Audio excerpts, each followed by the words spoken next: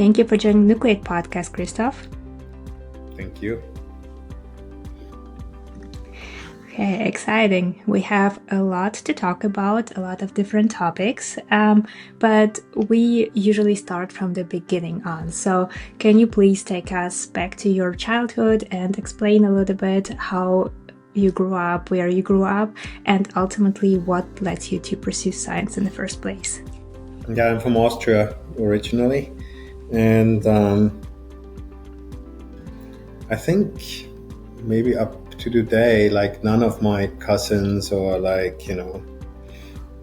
family members, aunts, uncles or so went to college. I was the first one, and so when I went to college, I didn't really know what to do, and like one day there was a time in my life I read everything. Like I think when I was 16 or 17, I read everything. And I remember like home from school, there was a bus station and they sold those, there was a library, there was the bookstore next to it, to the bus station. And they had always in front of that bookstore, they had like this cheap book thing, you know what I mean? Like you've seen those before, like the $1, $2, like whatever kind of books. And I basically bought everything there. Like when I had $6, I bought like 6 books, right? Like like that, right? Type of thing. And I read like everything, like it didn't really matter. And I picked up all those books. And like one book I picked up was in German, of course, Krebsfeldgesteuertes Leben, which means cancer when life goes wrong. By the way, it's not a very good book. I don't recommend anybody really reading it. Like I still have it, but more out of memory because it's the first time in my life I actually thought about cancer. I was not like looking for a science book. I wasn't really into science or anything like that. I just like, okay, good, like whatever, right? And could have been a love novel, like what? Like I read everything. And just read it and I got totally fascinated by it. I got fascinated by the fact that like there's basic principles in life, which is today we call genetics, right? And like that this is about to be understood because now there are technologies that allow you to do this, which was at that time molecular cloning. And if we were to understand those basic principles in life, there's like sort of a cost that we pay for our diversity and being different and like, what makes us human and like different in a way. And that this has to do with maybe cancer. And like, I hadn't thought about that at all. And I'm like, I need to understand this. Like, I need to understand like how this works. And like, I got totally sort of obsessed with this. And that led me actually to study human genetics because that's the closest to genetics that sort of existed. And that's how I started, and I studied in Salzburg in Austria. But I quickly noticed that if I really want to like learn more about it, I need to go somewhere else. And after 3 years, I sort of finished my studies and I went to Heidelberg.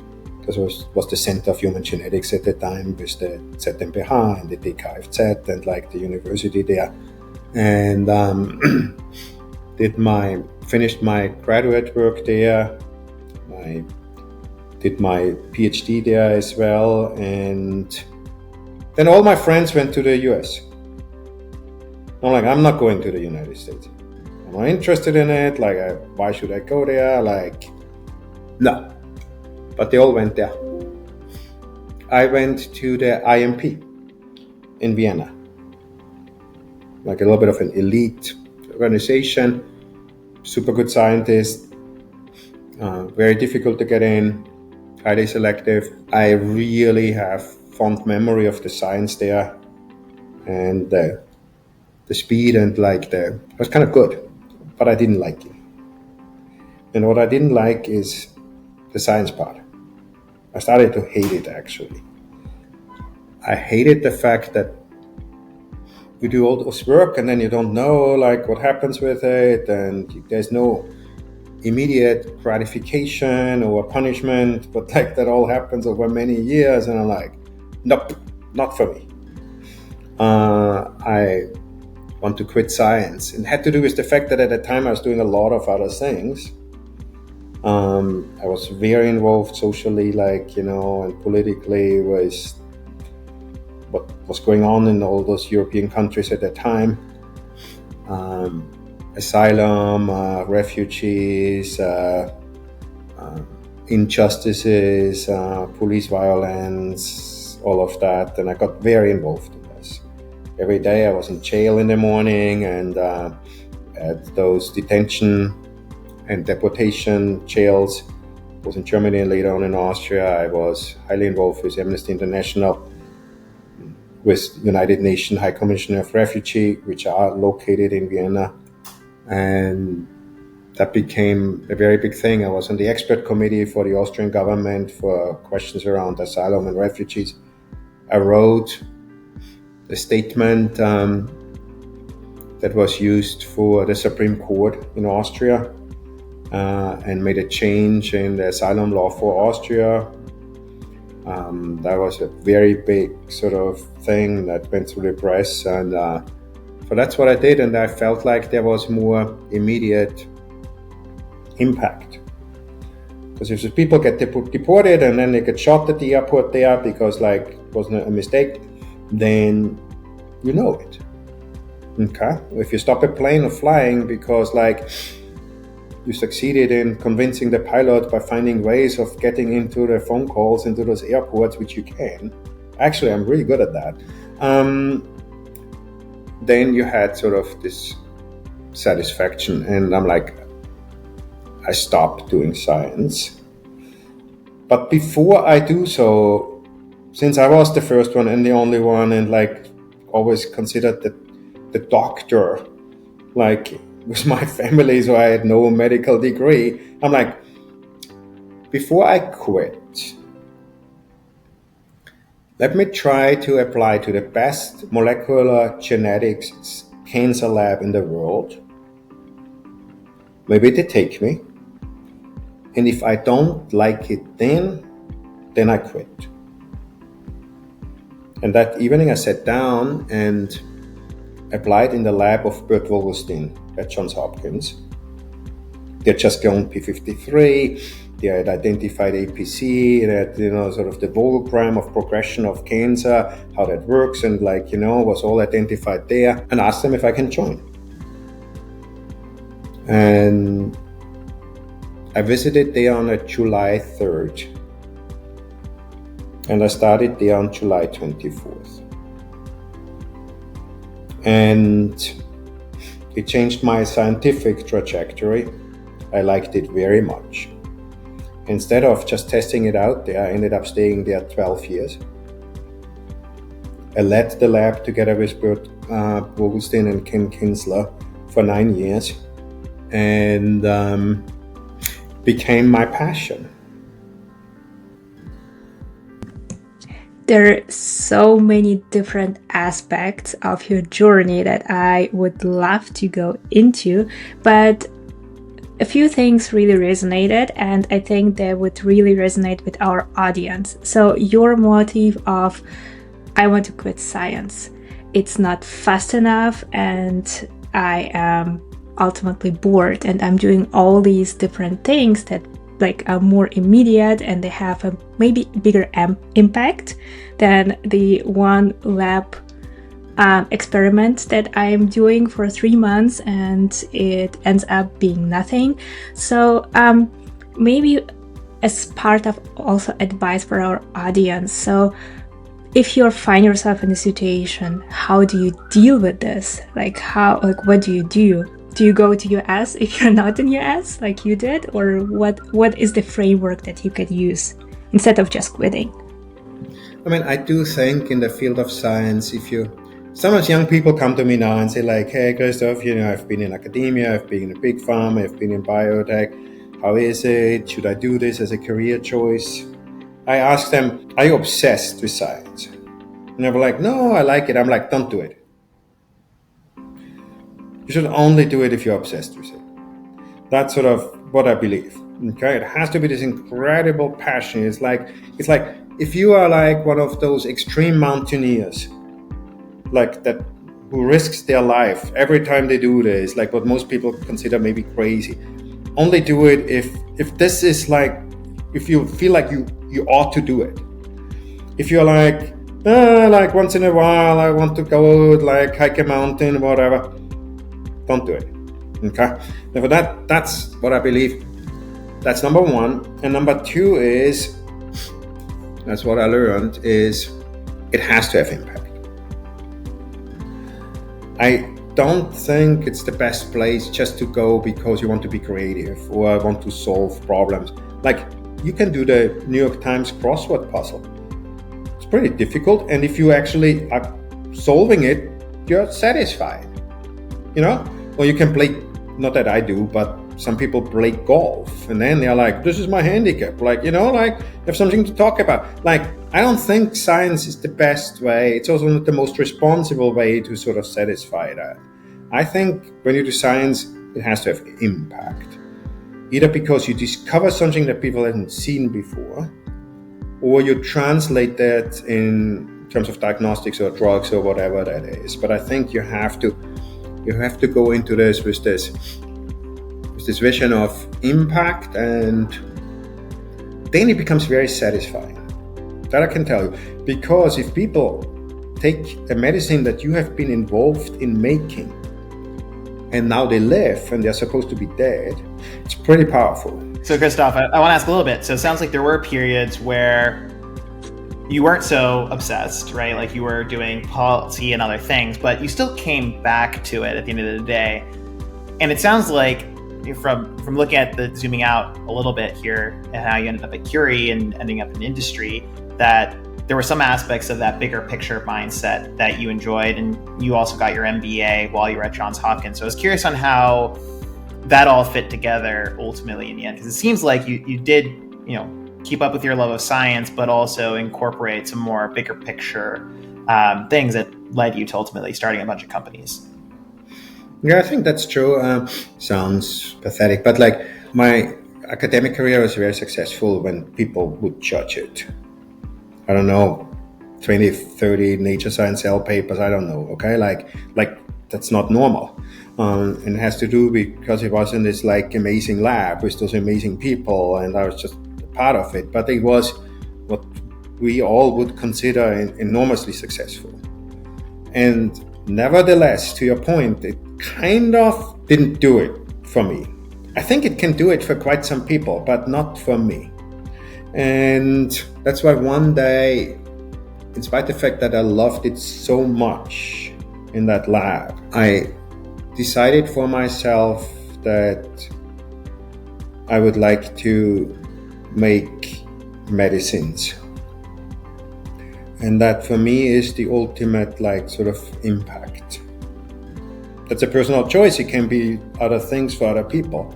But for me, that was important, and that's why I left and went to industry. And the only thing I knew where you can do this was big pharma, because I thought big pharma is big, and that's why that's good. And and I joined Novartis because they're a very, very science-driven organization.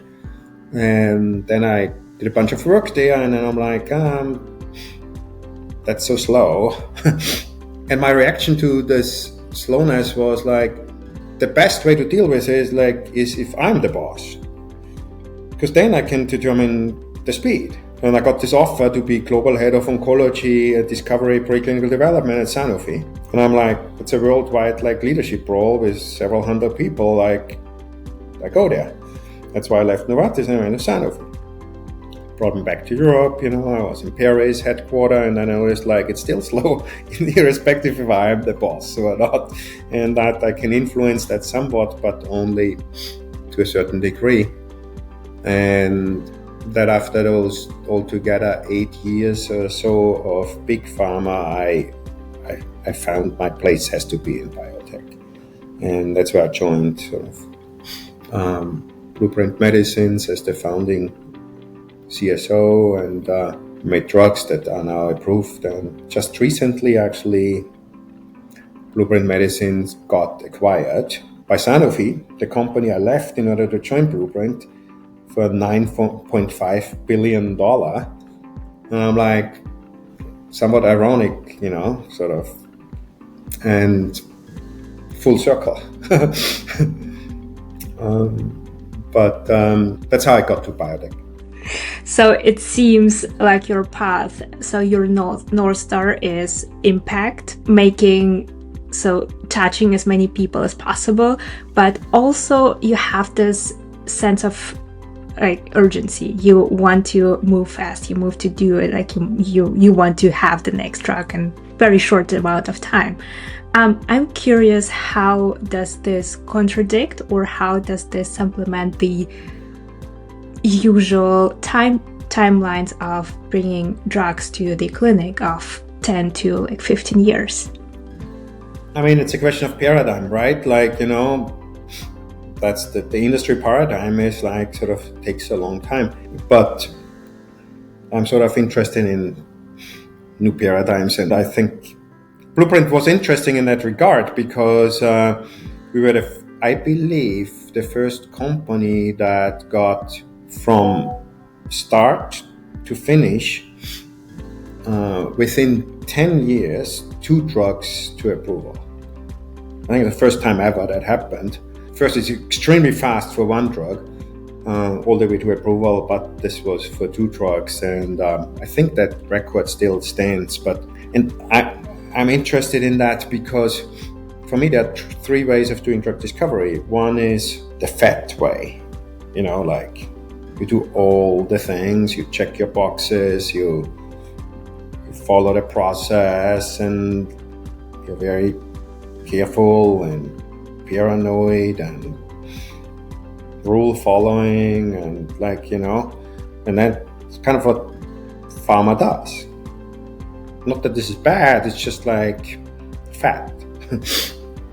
Okay? And then there's the slim way, which, if overdone, is a Hail Mary, where you are like making shortcuts, where you are like, don't feel like it's the right thing, but either because you have no money or you get like really obsessed with like speed beyond anything else, and actually your quality maybe might suffer from it, and you cut things short that you shouldn't, and that's maybe too thin.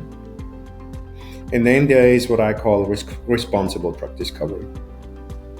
We actually do just the work that's needed, where you bet often that you are right, and you only do those experiments and those procedures that you feel like necessary to get you there the fastest, but it's done in a way which you consider being responsible.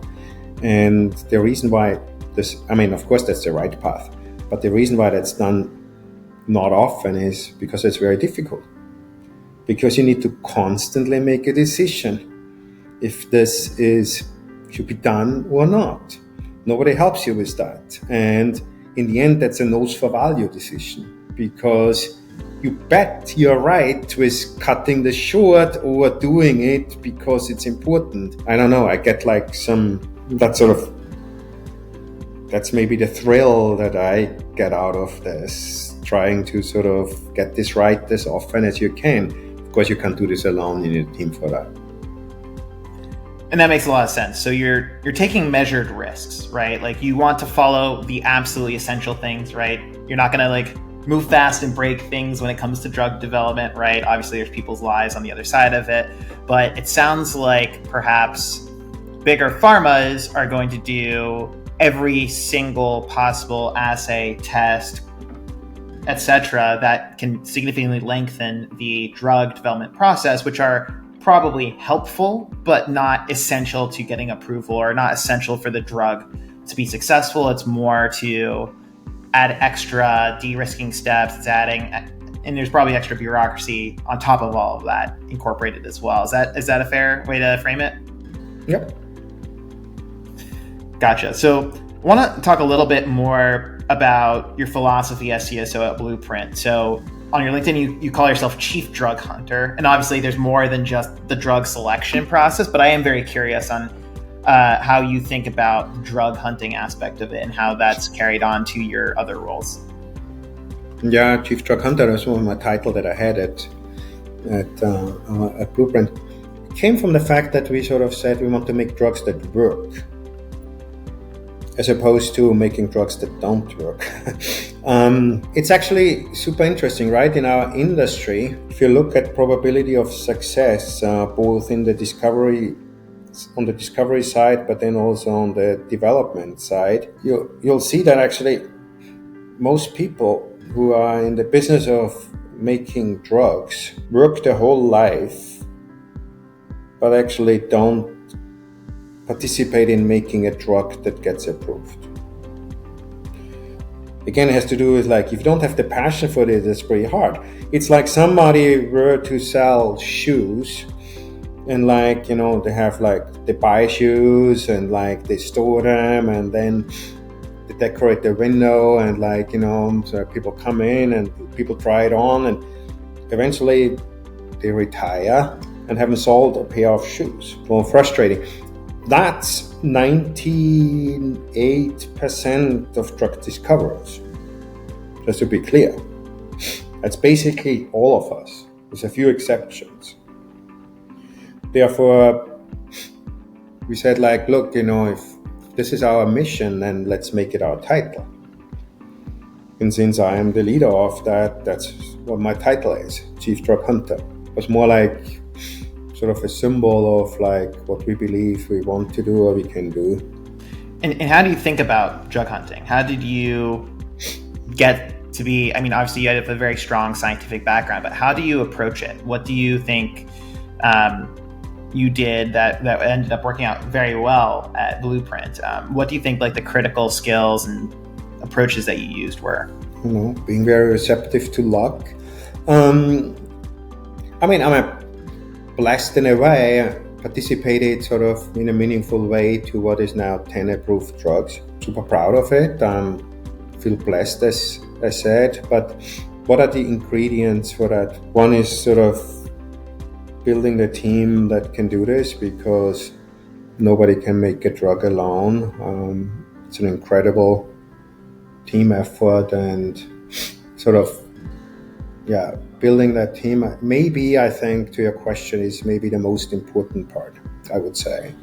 Then there is, and it doesn't have to come from me, it can come from any team member, there is this nose for value, as I mentioned. And like in soccer, it's the one who always scores that goal. Like, how can that be? There are like 11 players there, and like, there's the one who are like, kind of like always there, right time, right moment. Like, basketball, getting that shot off like in the last second, like, why is it always that MVP that does that? You know, like, and not the other way around. Like, you know, how can that be? It's a nose for value thing, right? It's like getting it right. It's more often than others. It's maybe a gift, I don't know, but it's like, you know, and sensing that for yourself or like in a team by other team members, you know, like as a group, I think is like maybe most important, right? And what helps with that is, I think, a culture of truth seeking, because I don't think if such a skill wouldn't be challenged appropriately, I think it wouldn't show. If it's something that like, you know, because if that happens, it's usually in a context of making millions of mistakes, okay? Right? This is not like, oh, somebody calls it always right. It's about wrong, right, wrong. And I think for that, you need a team that like has that or a culture of truth seeking that is plain English, radical transparency, saying what you mean, no hiding, exposing it in a brutal way, your strengths and weaknesses, and being obsessed with finding the truth. So it seems like, and correct me if I'm wrong, being like what distinguishes good from bad drug hunters is ultimately your ability to work in a team and your a little bit like your communication. So like what you said, being transparent and being hungry to look for ideas, to look out, but also being humble enough to let go if it's not a good Like if it's not a good idea, or like if it's not a good drug candidate. Is it about you're right? totally right, because if you were to compare people who participated in making drugs and the many people who did not, you will actually find out that they're not smarter, or they're not educated at a more prestigious university. And it's not true that they are technically stronger, I would say. I think if you use those parameters, you would think you find that delta. I don't think you will find it. I think you find it in elements that you just mentioned, in being honest, being humble, be transparent, being surrounded with people who support in that. I think it's much more that small cultural difference, because I always say making drugs are lost in the margin when it fails. But the opposite is true too. Successful drugs are made in the margin also. And that margin is not a skill set, I believe. The margin is not an education, I believe. It's none of that. It is in the sort of hidden element, in the surround sound, I guess, because that defines the margin. And it's a very interesting insight, and from our perspective, it looks like you had a lot of ideas and you were very excited about this process. But I want to focus right now more on your next step. So you kind of switched the tables and went to the investor table, and you spent 6 years at Third Rock Ventures, which had some overlap with Blueprint. And could you elaborate on this move, what motivated it, and ultimately, how did your view change seeing the drug hunting and then being on the investor table, or being the investor? I think Third Rock is, of course, a special place, right? It's like a very successful venture capital firm that participates in the ideation of companies. Therefore, Third Rock helps build companies and ideates the concept around it, and then sort of helps to operationalize that. The way that happened is Third Rock Blueprint was actually built in the context of Third Rock, and therefore got to know the Third Rock people very well. And when sort of this opportunity came around to say hey, of course Blueprint has been a fascinating and very successful experience, and I liked it very much. But it is one-dimensional. It was what we call a kinase company. Therefore, it worked only on kinases, and that is, of course, somewhat narrow, because it's on one target class. But there is a lot of other possibilities of other target classes, of other therapeutic areas, of other medical need and human suffering that's not just related to kinases.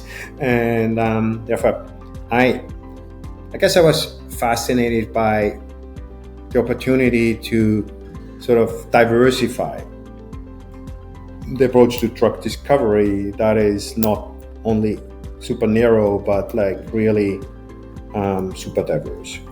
That was more important to me than potential switch from a sort of drug maker, drug hunter towards an investor. And I maybe also at Third Rock never saw myself as an investor.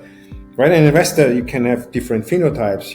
There's the investor that is the analyst that understands the industry and tries to figure out what's differentiating and competitive. And there's maybe the investor that looks at it more from a business perspective as it relates to value creation and multiples and exits. And I guess there's this investor, which is maybe a little bit more innocent, well, I call it pure, which comes from the science side, who is like, hey, that's an idea that could give rise to a medicine, and if there's a medicine, there's a business, and if there's a business, there's a company. And I guess maybe I represented in a way sort of that scientifically wired investor. And that makes a lot of sense, that starting with the science first, especially for company creation, is probably a really strong way to go. And I'm sure you, even as your primary focus was on the science, I'm sure you did consider return on investment, if it has a viable path to the clinic, all of those things I'm sure were part of your considerations, right? Yeah, I think, building a company has three major elements, right? There's the science, there's the medicine, and there's the business. And when I sort of describe the investor types, I think in a successful venture capital firm needs to have the balance around like all those elements for sure. Yeah, absolutely. Now, Third Rock Ventures is one of the more prominent venture creation firms, and I'm curious on what you think about how your experience there parlayed into what you did afterwards when you co-founded Curie, C-stage venture, also industry accelerator, so kind of a hybrid of investor but also company creator, and in offering substantial services to your startup. So curious on how you took your experiences from Third Rock and carried them to Curie, and what some of the key differences are in how the firms operate. Yeah, I mean, you're right. Third Rock is a very successful fund and in a way changed the industry, right? It was in a way sort of the first fund that like created a new model where you say like, rather than doing an isolated biotech that maybe get funding or not, or versus being in a big pharma that's very whatever, can one actually sort of ideate outside of that and create a complete new sort of model of investment and venture company creation. And I think that's where Third Rock was a pioneer, and it's maybe the currently most prominent model of successful venture creation in biotech. Curie Bio is different in that regard because it's totally new and it represents a new model. And that new model has a couple of focus areas that are very distinct. The first one is what we call Free the Founders. That we at Curie Bio believe that the maybe most underappreciated element of building a company, but the most important one is the actual idea or discovery.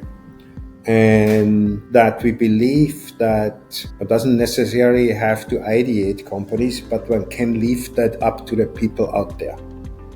And that there's a lot of people out there with a lot of really good ideas. But it's difficult for those people with their ideas to then translate this into building successful companies. Therefore, this concept of Curie is sort of based on that thought that one can create or has to. It would be great to augment net new innovation. That sort of that innovation and discovery thing is out there with all the people, but that they want and need help to then translate that into successful companies. If it's a fundamentally different approach where the focus is actually on the founder and the idea and how to help them build successful companies. That's the first thing. The second thing is sort of more from an economic or business-driven sort of perspective is that the best way to do this might be to do this by reducing your fixed cost.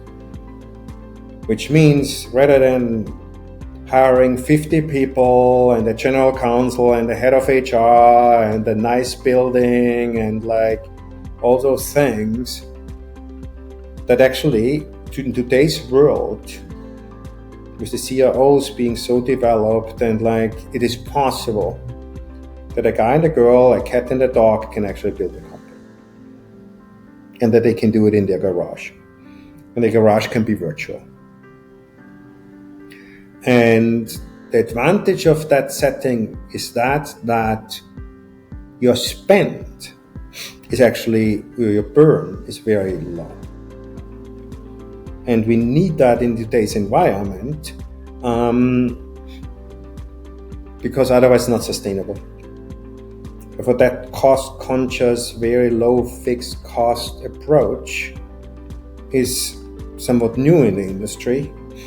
And now, a few years later, being into this, we see how this played out. And now we all know it's totally necessary as we see all those down rounds and the B rounds and how difficult it is, and what like the value creation and the value of those, valuation of those companies, how that has changed.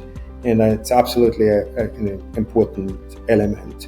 And the third thing is, you have this incredible idea, and I build a company. You want to do this in a cost-conscious way, but it's not only money that you need as a founder. What you actually need is, we just talked about how difficult it is to make a drug. You need really good people to help you with that. Because if it is true that it's so difficult to make a drug, why would you ever say, I want to make this drug, and now I hire an average structural biologist, and I do this with an okay, because that's all I can get, because I'm new, I'm a startup, I'm like, this is risky, I don't know if it works. I'm not getting the world's best people. But we just said, in order to make the drug, I need the world's best people, because the making of a drug is in the margins. Therefore, now you're in a situation that you have this best idea and you can't get to it because you lose in the margin. How can you now help those founders with their brilliant ideas to be surrounded with the best people on earth to help you make that drug? And that's why we have now at Curie a little bit over 100 people, amongst whose are some of the best drug discoveries, drug makers, and drug hunters, that we can staff fractionally without any margin into those very low-cost companies. When they need them, they take them. When they don't need them, they give them back, so that we can sort of create this environment of best possible drug makers, drug hunters at the low fixed cost with the brilliant idea of the founder to hopefully generate that next generation of medicines. That's fantastic. And just to summarize back, make sure I'm getting this right. So you have to have the fantastic idea. You have to be able to execute at a lower cost. And you have to be able to execute well with the best people. And I really admire too that Curie's model, to the point you got it to at the beginning, is more founder friendly, right? It allows, to my understanding of it, founders are able to play a larger role, maintain a larger stake in their business compared to other traditional venture creation firms where they say, you have this great idea, we'll build a company around it, you can stay involved somewhat, but you basically allow the company to stay in the hands of the founders. But you highlight in your website the co-pilot model rather than kind of a takeover model, right? I guess is fundamentally the difference too. I think it's really important. I mean, not every founder has to be sort of a founder entrepreneur, but we believe in the founder entrepreneurship. We believe in that allowing. Look, take IT as an example. Go to Stanford IT department, whatever, and you ask what is on those people's bucket list. They want to create a company. Go to a biology department at Harvard and ask them what's on their bucket list. It's not building a company. But there's a fundamental difference, and it has to do with those features. It has to do with the features how can a fascinating idea fall on fertile ground? How can this be done then in a cost-conscious way, so that you don't take fundamental sort of economical risk and somebody needs to pay for it and you lose all the ownership? And how can you do this in a setting where actually you get all the support, but in the end it's still yours? That's what we can learn from tech. And I think if we were to do this in the biotech world, I and Curie firmly believes that we get more net innovation. Yeah, and I agree with that fully. When you're thinking about some of these founders that you've been working with, not to say you have to pick a favorite child, but I am curious if you can speak to some of the successes you're most proud of so far. I know that your companies are at various different stages, but would love to hear ones that have made it the farthest along so far that you're excited about. Yeah, first we get founders can have different profiles, right? Founder can be a person. Founder can be a company, meaning it can be a spin-out, it can be like a new generation out of a pharma, it can be a person who is an academic founder who doesn't understand drug discovery. It could be an industry veteran who has made drugs before, therefore want to be really open for all type of founders. That's number one. Number two is we're getting about 80 to 90 founder company applications per week. We're getting about 5,000 founder idea applications a year. We're getting more applications than anybody else. People share those ideas with us. Many of them are really bad, but some of them are super fascinating. We have now helped founders build 31 companies. That's a shitload of companies.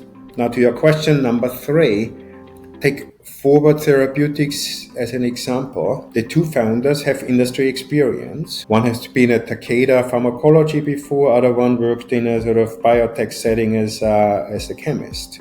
Throughout the time of Curie's funding, and I think we invested $9 million into these companies, the company had, towards the time it raised its Series A, I think 3 employees.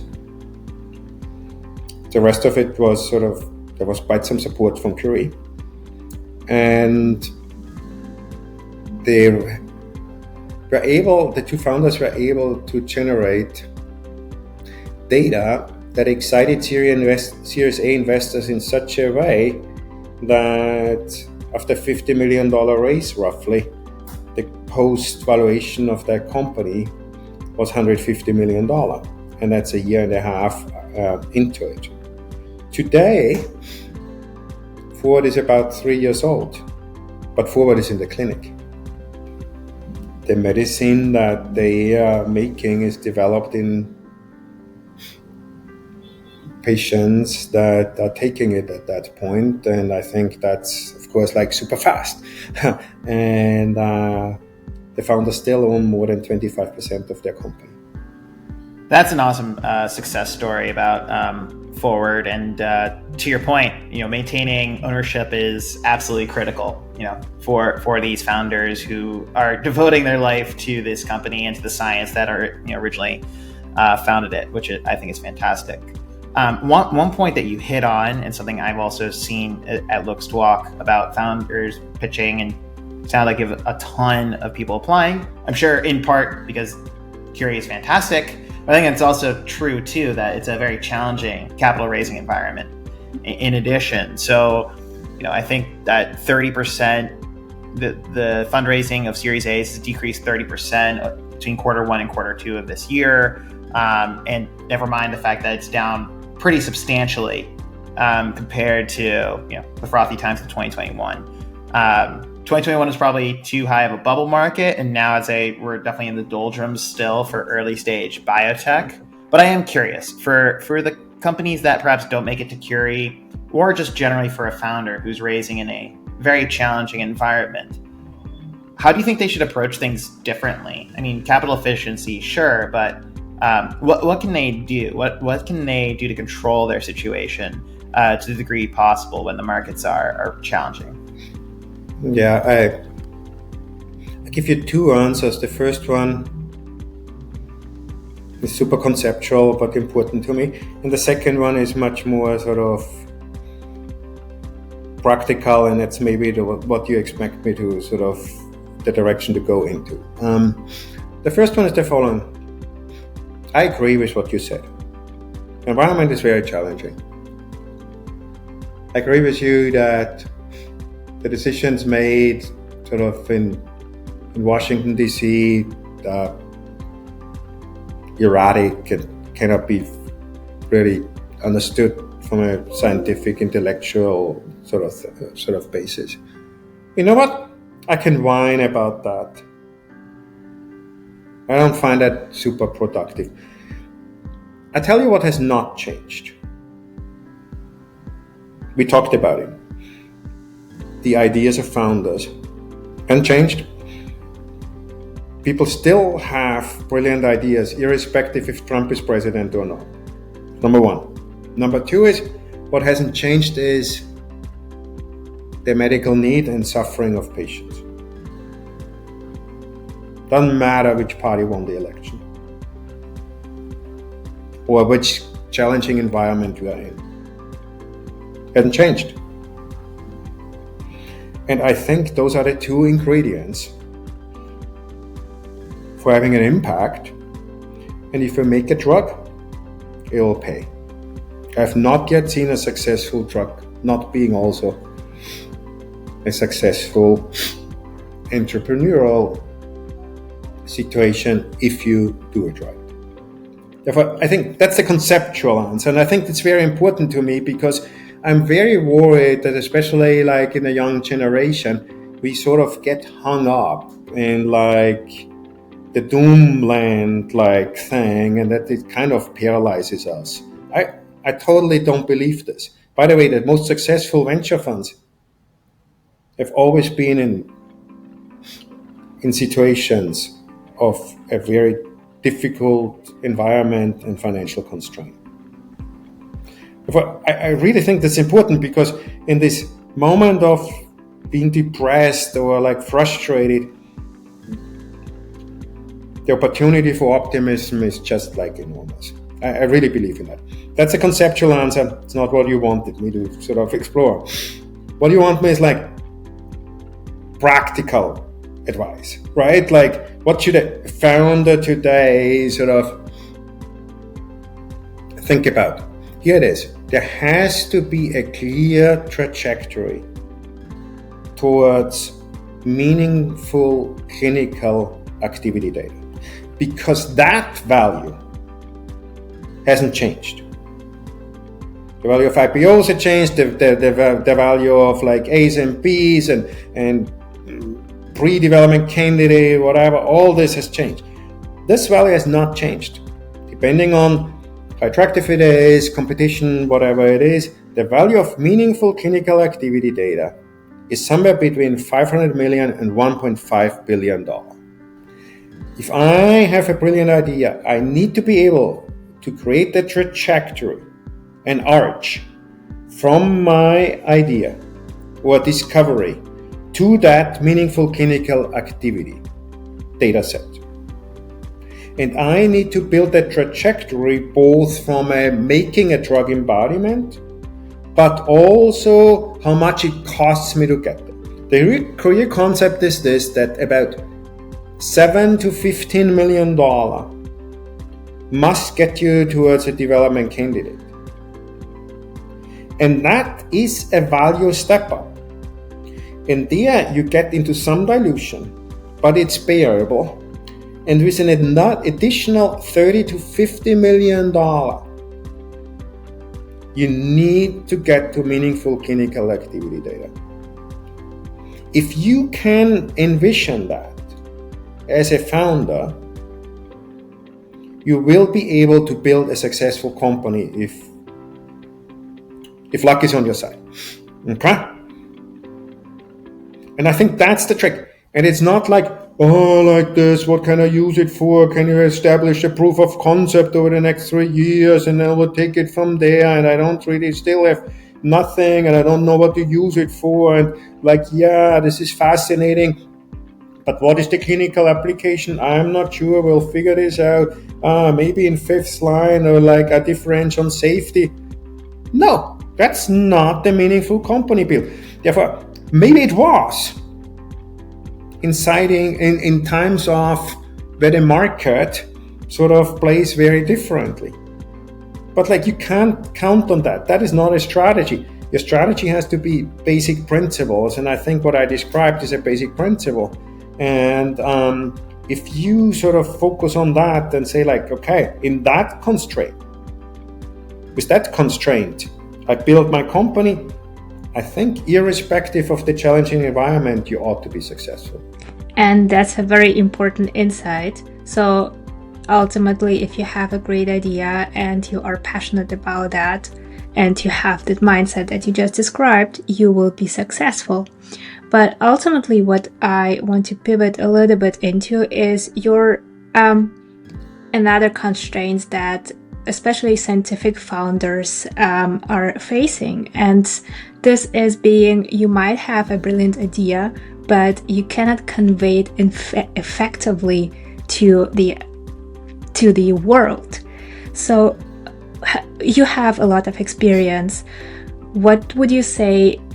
What is the advice for those founders who have this great idea but are ultimately not able to explain how great it is to the outside? Number one, explain it in plain English, or whatever language you are using, like wherever you are from or like operating. But don't look.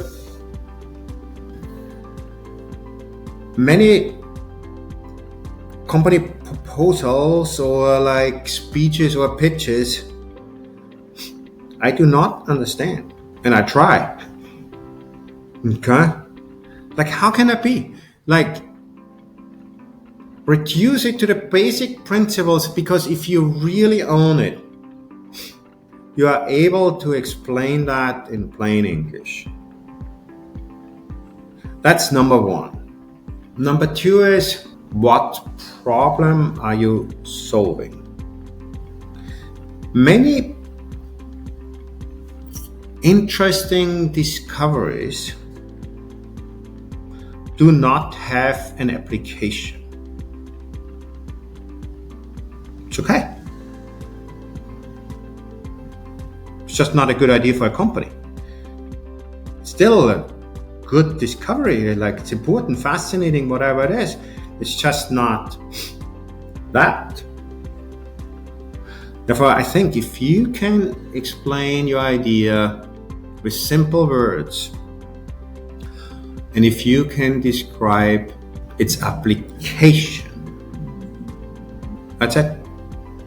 That's a very interesting insight. So in summary, ultimately, know what you're talking about, as you said, and if you are able to explain this to a child, then you know what you're talking about, and you understand this in a way that you can explain it to everyone else, and also know what the problem is that you're solving.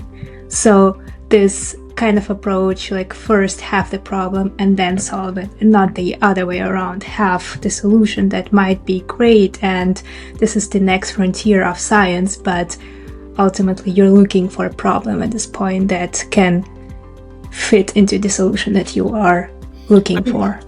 Yes, in principle, yeah. I think it's a good summary, right? Like, really be able to explain it, and like, what are you solving? One important additional element, which I think is, we see a lot at Curie, and that's why I want to sort of point that out here, is the following. There are really, in the end, like, two types of discoveries as it relates to therapeutics or drug discovery. The first one is a biological insight. You like study something like big in like, in organisms, or like on the genome or whatever. You like basically have a biological insight that people didn't have before. Then you need to solve for how to drug it, right? It's like, how do I get to a drug embodiment or so? But like, that's the first type of discovery, is a biological insight. The second discovery is a new technology. You can make chemical compounds faster than anybody else. You You now can selectively, target a genome in order to insert some genome changes, like some form of technical advancement. And the other question is what to use that for, right? But I think that's where it starts. Therefore, you're absolutely right what you said, but I think there's a step before. There's the step of discovery, and that brilliant discovery is either a biological insight or a technical advancement. And now you need to think what you do with that. Either how to make a drug for it or what to apply it for. And once you have that, then you're absolutely right. Then I need to articulate it so that people understand it. And I describe what problem I'm solving. Now, and then you have it. Yeah, and then you raise a good point. What is it that you're pitching fundamentally? If you're pitching something that isn't really valuable, it doesn't matter. But I am curious, though, for those situations where perhaps a founder has started with a technological insight, biological insight, they have this great new discovery. You already talked about the people who are just doing proof of concept after proof of concept, and it doesn't seem to be driving valuable inflection points and heading towards a drug for patients. What is your approach to that, right? You find this great new biological insight, and there's plenty of history of this as far back as penicillin being discovered. They didn't know what they were discovering at first, and then they applied it. So I'm curious, how do you have a framework that you use to think about that, where you have this discovery and now you have experts in relevant fields try to explain how this can drive an impact in a given disease state? Or how do you go from we have this great discovery to now it's driving value for patients? Yeah, I love the question, because I actually think it's one of the fundamental challenges that stand between a brilliant discovery and a good company concept. And I really, really like that question. How do you do this? How do you do this if you're an academic scientist that now has a biological insight and you know shit about drug discovery? How do you know this if you are a chemist who has that technical advancement but doesn't understand diseases or disease biology? And I think that's usually what we get, right? That's what we all are. That's me as a biologist, that's you as a chemist, like all of us. Therefore, how do you now sort of go there? I think it's one of the key questions where translational sciences usually get stuck, or what translational sciences should be about. At Curie, we call that elevation. This is the major work before we write a check, what we do together with the potential founders. To actually take this insight and work through this. And you can do this when you have people who have a very diverse background, but also have a very strong drug discovery sort of experience, because it is very often the hardest step.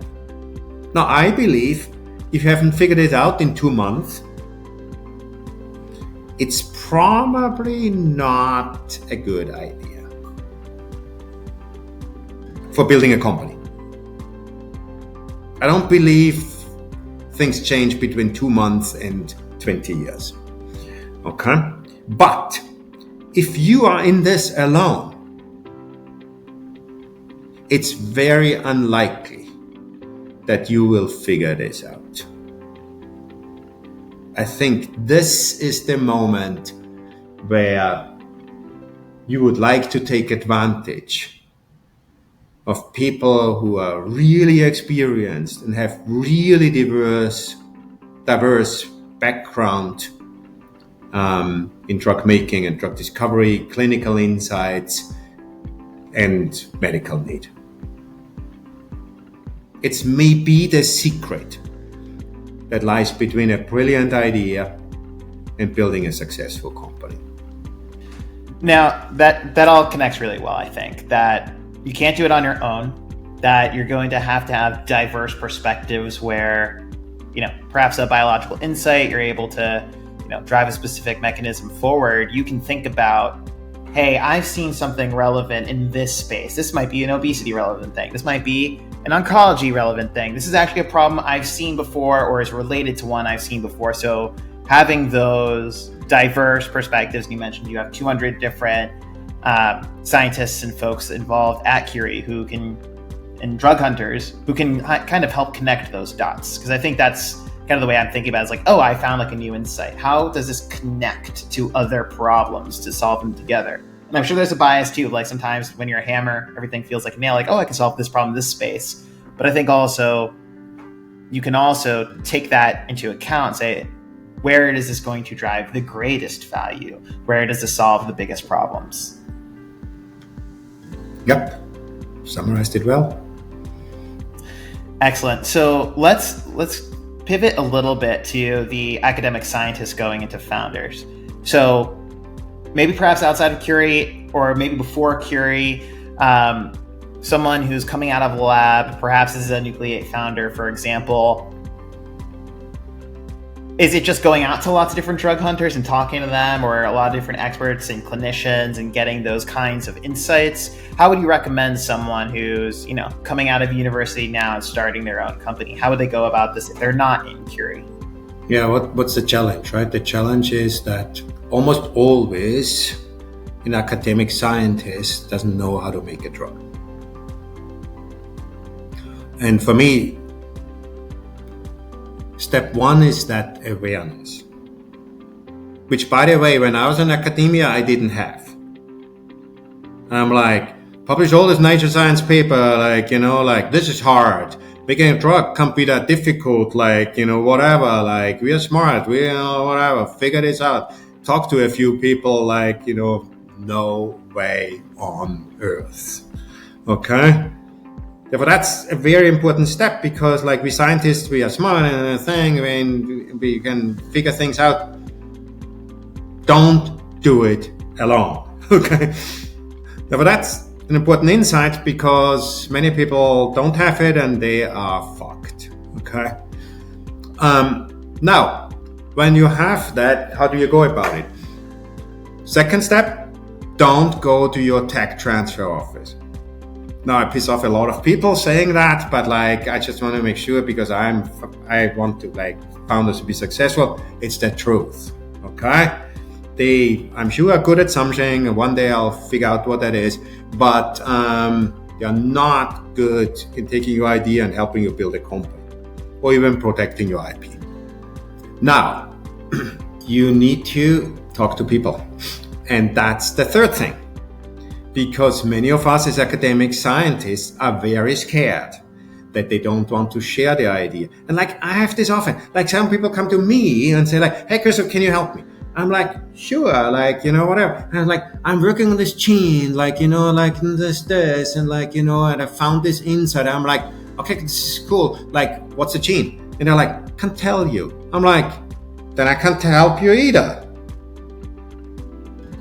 Therefore, I think the paranoia, okay, worse so in Europe than in the US, okay, that paranoia of that you lose something because you need to hide something, okay, is absolutely not a path to success.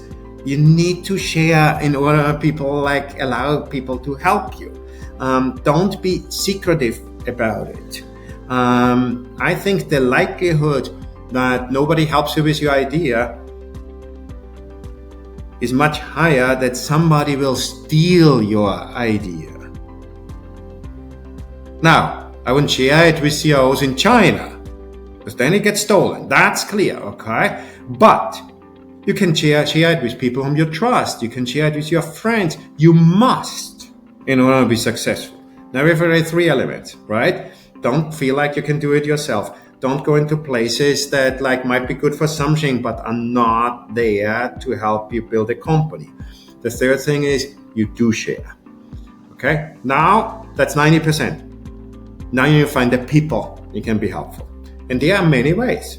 You guys are trying to help and connect people with other experts and whatever. Can come to Curie and we'll talk it out. If we don't invest, everything we shared with you is yours. You don't take nothing. It doesn't cost you nothing or whatever. It's all yours. Take advantage of it. Go to other places, talk to whatever, people whom you respect, but go out there and talk to people. Don't feel like you need to figure it out yourself. It will not be successful. At least it never happened to me that I could have done it ever alone, even just incrementally to something meaningful. These are very important insights, and I am sure that our audience will benefit from what you just said. But going back to this, what you said in academia, you yourself was in this position, you thought that you will make it. You don't need anyone. You know it. You have so many, your age index, which is the highest, your ranks in academia was so high that you thought, I can do it alone. I'm curious about your insight on how to make it better. So this collaboration between academia and the academic scientists, knowing what they're doing when they go out to founding companies, besides what you said, go out yourself proactively and talk to people. So before they, do all these mistakes of being not humble enough, overestimate themselves, go to tech transfer offices. So what do you think would be a better solution to prevent all these mistakes, or doing the mistakes yourselves before finding the right path? I think it is a problem. Okay, it is a very difficult challenge, and honestly, that was the motivation behind Curie. Because when we started build Curie, a handful of us came together and we said, what would we have wanted to exist when we built our first companies? And we very militantly basically built an organization around that concept. And is that what we would have needed? Is that what we would have wanted? And eventually that happened to be called Curie.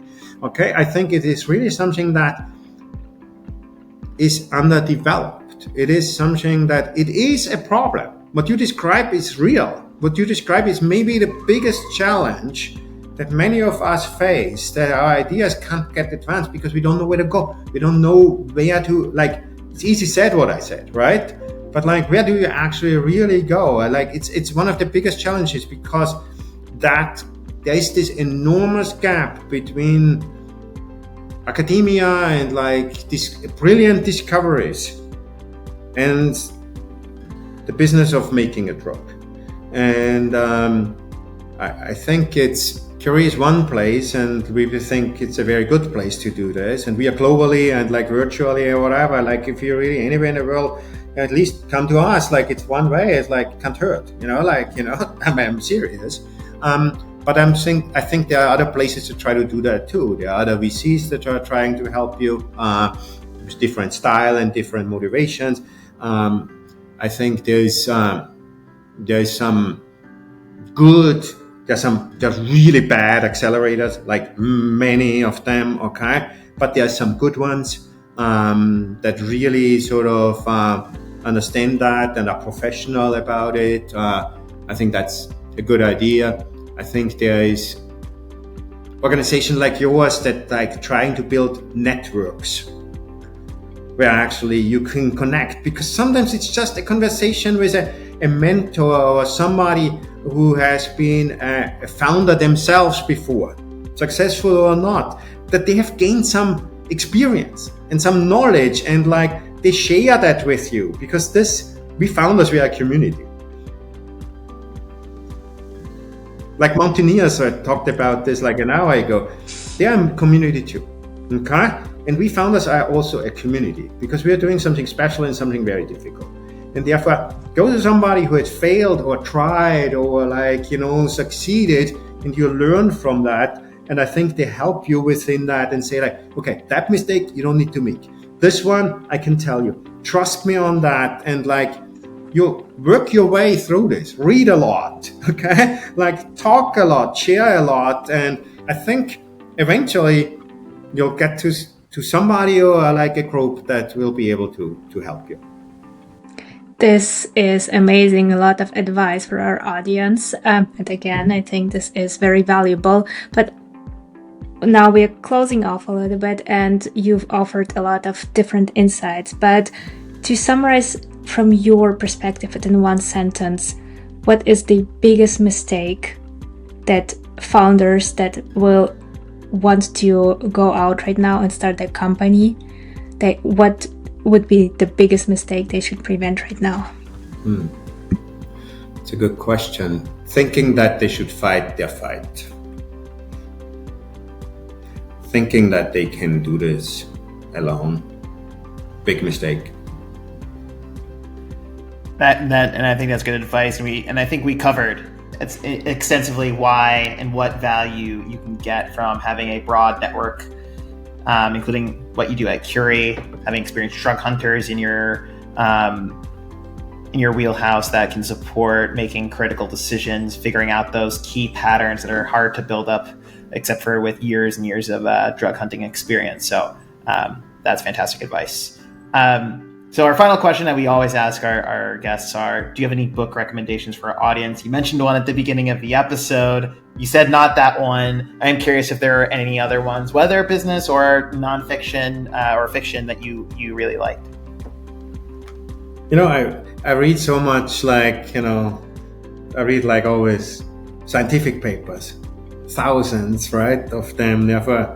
I started to really like cartoons because they sort of, in a hidden way, sort of teach you lessons because you see yourselves in it at times, and I'm like, okay, helpful, really helpful and funny at the same time. I just read the older version of SIDS. I don't know if you know, but that's sort of classic. Yep. Okay. Classic. All true. You know what I mean? All true. More true than when you read a Nature paper. Okay. Because many of them are actually false. But you read in SIDS, all true. Love that. That is the first time we've ever gotten a recommendation to read newspaper cartoons like Zits. So appreciate that one. And on that note, Christoph, thank you so much for joining the Nucleate podcast. It's been a pleasure. Thank you very much. Thanks for listening to the Nucleate podcast. Be sure to subscribe if you'd like to keep up with future episodes. See you next time.